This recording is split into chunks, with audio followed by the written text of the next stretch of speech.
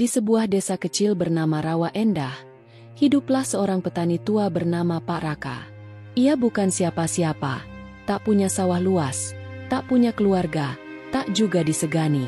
Hanya seorang lelaki sebatang kara yang hidup dari tanah yang tak ingin digarap orang lain. Setiap pagi, sebelum matahari sepenuhnya muncul, Pak Raka akan turun ke sungai. Disitulah tempatnya merenung, menangkap ikan kecil, dan berbicara pada dirinya sendiri. Suatu pagi berkabut, saat kabut putih menggantung rendah di atas air, langkah Pak Raka terhenti. Di balik semak liar dekat tepian, terlihat tubuh besar, mengkilap oleh lumpur dan luka.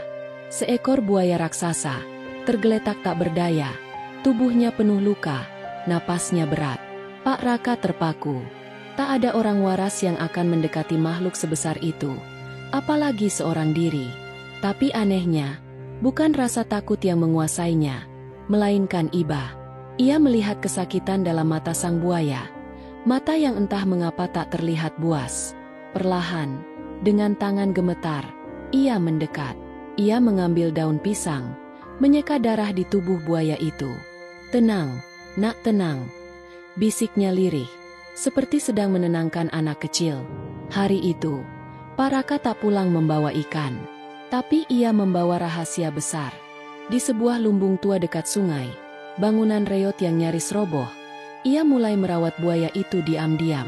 Ia menamai makhluk itu Balaga, dari bahasa kuno yang artinya penjaga.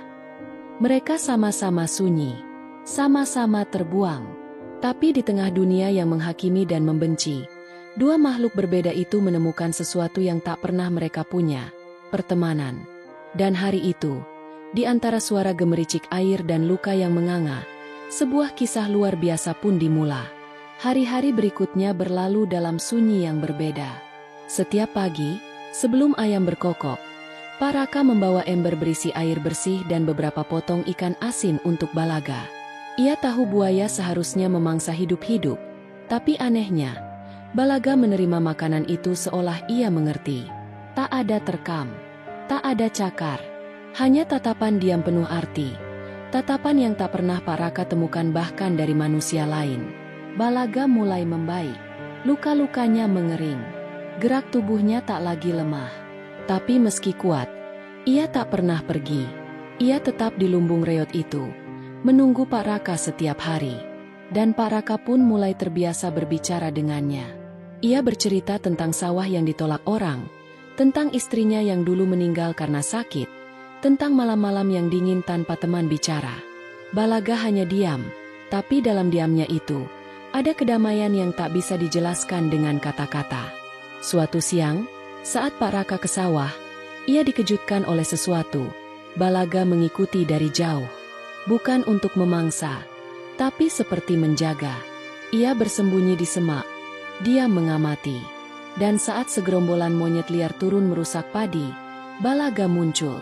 Sekali geramnya cukup untuk membuat seluruh kawanan kabur. Pak Raka tertegun. "Kau jaga ladangku, ya?" bisiknya malam itu sambil mengusap kepala bersisik Balaga. Sang buaya mengeluarkan suara rendah, pelan, hampir seperti mendengkur. Dan Pak Raka tertawa untuk pertama kalinya setelah bertahun-tahun. Hari demi hari mereka lewati seperti itu. Tak ada orang yang tahu, bahkan tak satu pun makhluk lain yang berani mendekat. Di antara belantara dan kesepian, mereka menjadi keluarga. Dua jiwa terluka yang dipertemukan oleh takdir. Seorang manusia yang kehilangan arti hidup, dan seekor buaya yang mungkin hanya butuh satu hal, dikasihi. Tapi kebahagiaan yang tumbuh diam-diam itu, seperti semua rahasia besar, tak akan selamanya tersembunyi. Malam itu bulan purnama menggantung rendah, dan suara jangkrik tak berhenti bersahutan. Pak Raka tak pulang tepat waktu. Ia tertidur di ladang setelah memanen bayam dan jagung yang baru tumbuh subur. Di lumbung, Balaga gelisah. Ia menyusuri tepian sungai, menelusuri jejak Pak Raka. Dan untuk pertama kalinya sejak diselamatkan, Balaga keluar dari persembunyian. Langkahnya berat. Tubuh besarnya mengoyak semak dan membelah lumpur. Di pinggiran desa, seorang anak kecil menangis karena kehilangan kambing peliharaannya. Saat anak itu menoleh, Ia melihat sesosok bayangan raksasa, mata menyala, moncong panjang, ekor menggesek tanah. Teriakan memecah malam. Dentang kentongan berbunyi. Warga keluar rumah membawa obor, bambu, dan parang. Dalam hitungan menit, dusun kecil itu penuh dengan kepanikan. Buaya! Buaya raksasa! Di dekat pematang, teriak mereka. Pak Raka yang baru terbangun dari ladang berlari panik. Tapi sudah terlambat. Warga mengepung Balaga di ujung jalan tanah. Namun anehnya, Balaga hanya diam. Ia tak menggertak, tak menyerang. Ia hanya menatap sekeliling, mencari Pak Raka. Dan saat itu juga, seseorang menunjuk Pak Raka. Itu orangnya. Dia yang memelihara buaya itu. Sudah lama kami curiga. Yang lain menimpali. Kau bawa sial. Padi kami rusak. Hujan tak turun. Semua ini karena kau pelihara makhluk laknat. Pak Raka berdiri di tengah amarah itu. Nafasnya tercekat. Ia ingin menjelaskan. Ingin berkata bahwa buaya itu baik. Bahwa ia tak pernah menyakiti siapapun. Bahwa Balaga adalah sahabatnya. Tapi mulutnya terkunci. Lidahnya keluh oleh tangis yang tertahan. Malam itu, untuk pertama kalinya sejak ia mengenal Balaga, Pak Raka merasa takut, bukan pada buaya, tapi pada manusia. Pagi itu, langit desa Rawa Endah mendung meski hujan belum turun. Tapi di hati Pak Raka, hujan sudah tumpah sejak semalam. Ia duduk di depan balai desa, dikelilingi oleh puluhan wajah, tetangganya, orang-orang yang dulu ia bantu tanpa diminta. Kini mereka menunjuk-nunjuk, mencaci, dan menuntut hal yang sama. Usir dia. Usir buaya itu, atau kita semua akan celaka. Pak Raka menunduk. Ia tak membela diri. Hatinya terlalu letih. Di sebelahnya, Balaga berdiam. Meski tubuhnya begitu besar dan mengerikan di mata mereka, tapi si buaya hanya diam, seperti tahu bahwa dunia tak akan pernah menerima dirinya. Kepala dusun berdiri, suaranya tegas namun dingin. Kami tak akan menebas buaya itu. Karena kami masih manusia. Tapi kau, Raka, kau harus pergi. Hari ini juga. Jika kau tetap tinggal, kami anggap kau musuh. Pak Raka menatap mereka satu persatu. Wajah-wajah yang dulu ia kenal, kini asing seperti batu. Dengan langkah lemah, ia memungut karung kecil berisi baju lusuh dan beberapa jagung kering. Tak ada yang menolong. Tak ada yang menangis. Tak satu pun tangan yang menjabat atau mengantar. Ia melangkah pergi, dengan Balaga mengikutinya dari belakang, setia seperti bayangan. Mereka berjalan hingga ke hulu sungai, ke tempat di mana tak ada jejak manusia. Di sanalah Pak Raka membangun gubuk kecil dari bambu dan dedaunan. Tak ada lampu, tak ada kasur empuk, hanya tanah dingin, angin malam, dan suara air sungai mengalir. Tapi meski dunia telah menolaknya, ia tak sendiri. Setiap malam, Balaga bersandar di dekat gubuk, menjaga dalam diam. Kadang ia mendengkur pelan, kadang hanya memejamkan mata. Dan di balik segala penderitaan, Pak Raka tahu satu hal pasti, persahabatan sejati tidak selalu diterima dunia. Tapi ia tetap hidup, walau dalam pengasingan. Musim hujan datang lebih cepat dari tahun-tahun sebelumnya. Hujan mengguyur Rawa Endah setiap sore tanpa ampun. Sungai yang dulu tenang mulai berubah muram. Arusnya semakin deras, warnanya semakin pekat. Pak Raka, yang kini tinggal di hulu bersama Balaga, mengamati semuanya dengan cemas. Suatu pagi, ia menyusuri tepi sungai, mendekati bendungan tua yang dibangun puluhan tahun lalu. Ia menyentuh dinding kayunya, dan terasa goyah. Retakan kecil mulai muncul di antara sela batu dan kayu lapuk. Ia berdiri diam di sana, menatap air yang kian menggila di bawahnya. Lalu ia menatap langit, dan hatinya bergetar. Kalau ini jebol, desa itu akan tenggelam. Malamnya, Pak Raka tidak bisa tidur. Ia merenung, duduk di tepi gubuk dengan Balaga di sampingnya. Buaya itu mendongak ke langit yang memerah oleh petir dan awan gelap. Seolah ikut mengerti. Pagi berikutnya, dengan bekal nekat, Pak Raka turun gunung. Ia kembali ke desa. Warga yang melihatnya sontak terkejut.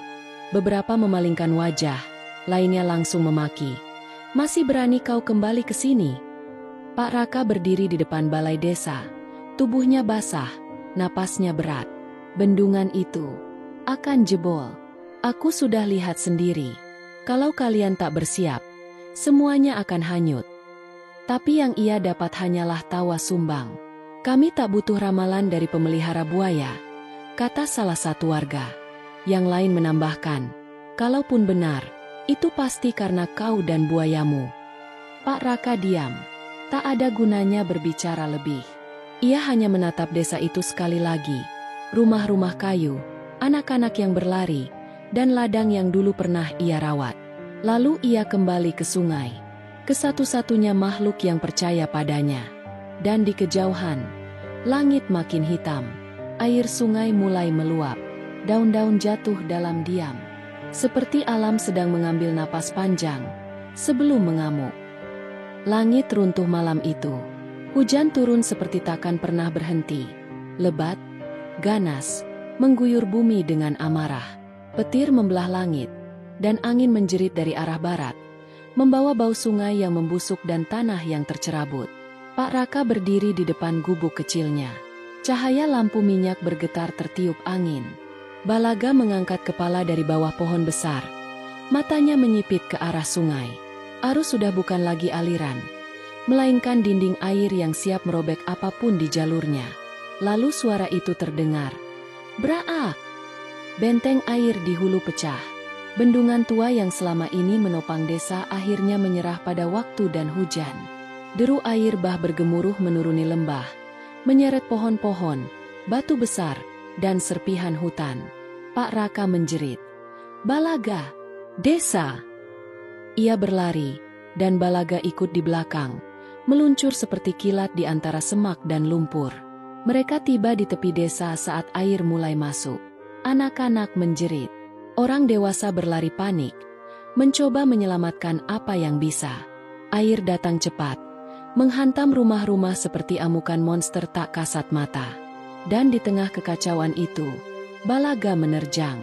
Dengan tubuh raksasanya, ia berdiri di mulut jalan desa, menahan batang pohon besar yang hanyut. Ia melingkarkan badannya di sekitar dua rumah yang hampir rubuh, menjadi tameng hidup.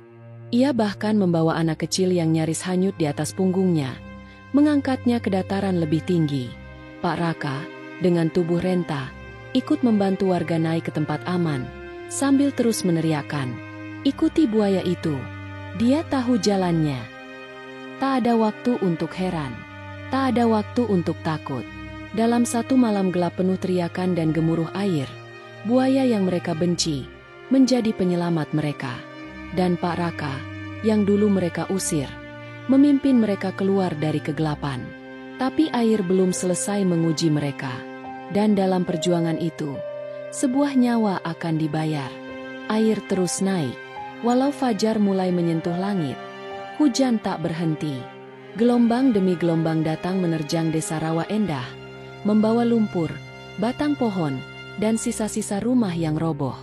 Di tikungan terakhir sebelum desa itu sepenuhnya tersapu, ada satu titik rawan, jalan menurun yang langsung mengarah ke pemukiman.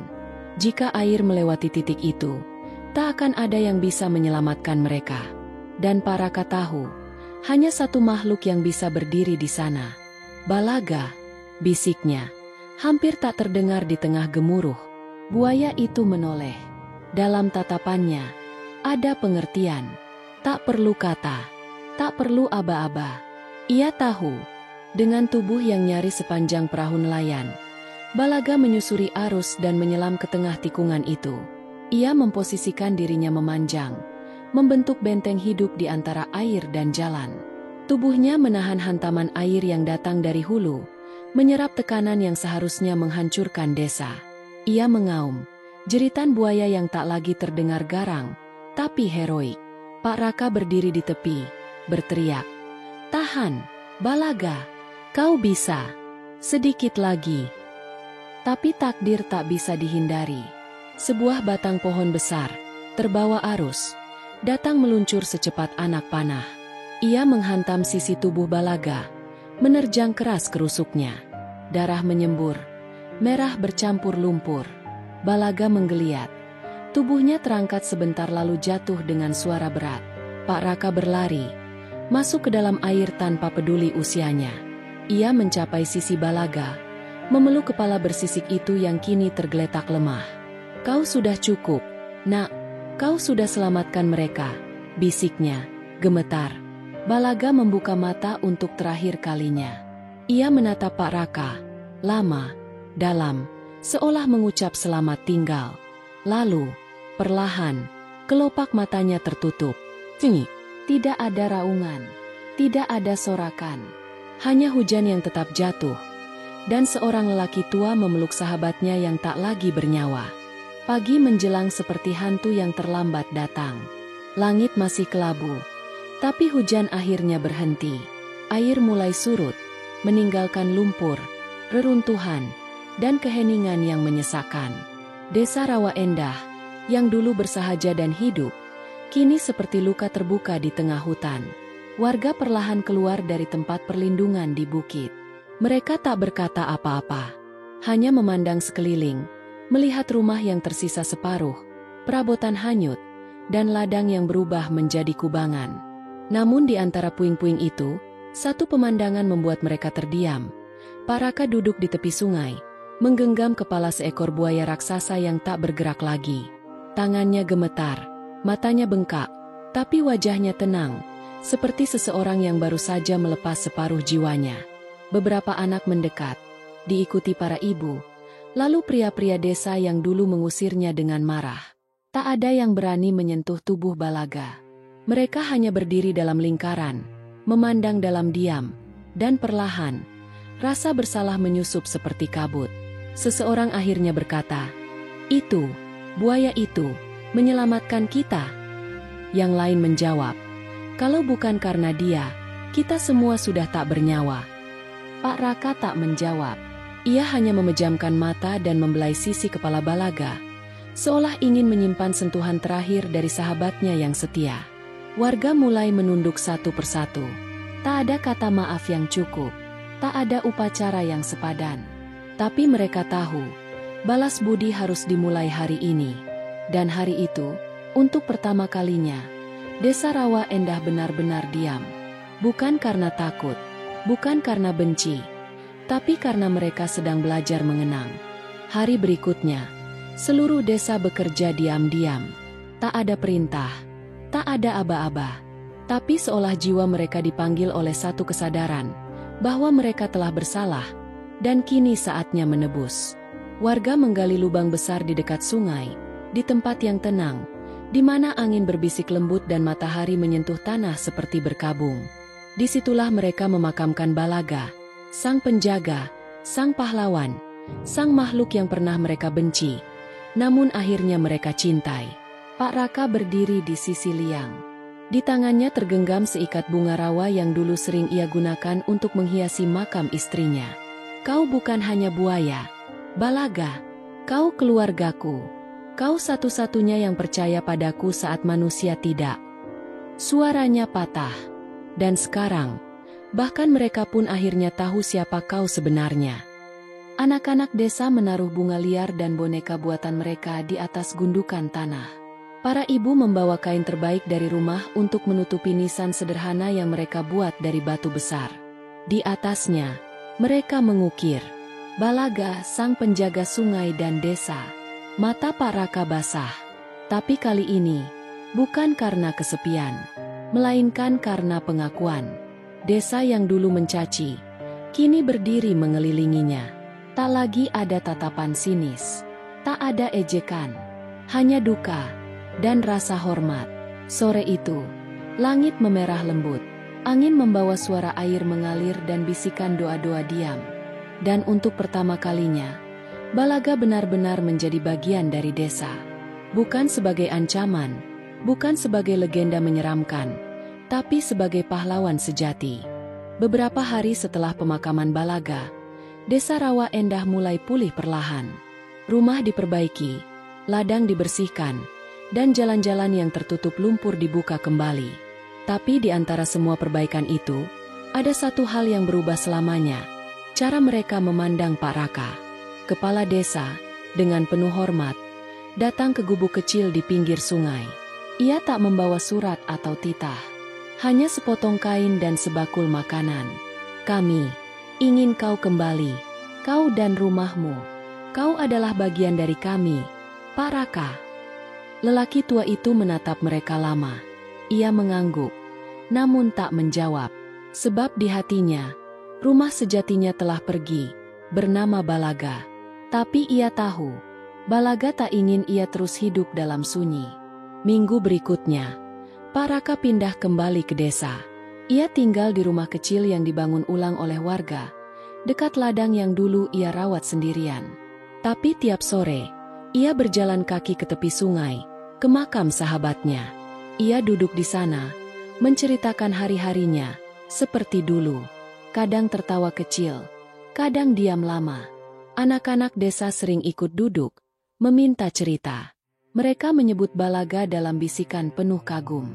Bahkan para orang tua mulai menyisipkan nama buaya itu dalam dongeng-dongeng pengantar tidur, bukan sebagai makhluk menakutkan, tapi sebagai penjaga, pelindung, dan lambang keberanian. Dan di desa Rawa Endah, kini tumbuh pohon-pohon baru di tepi sungai. Di antara akarnya, air mengalir tenang, seolah alam sendiri sedang menjaga makam sang sahabat. Penutup. Begitulah kisah seorang petani miskin dan buaya raksasa yang pernah dianggap sebagai kutukan. Mereka dibuang, dikucilkan, dan disalahpahami. Tapi justru di tangan mereka, keselamatan itu datang. Karena terkadang, yang disangka ancaman, justru adalah penyelamat. Yang dibuang dari kampung, justru menjadi pelindungnya. Dan yang dianggap tidak berharga, justru memberi arti paling dalam bagi sebuah tempat bernama rumah.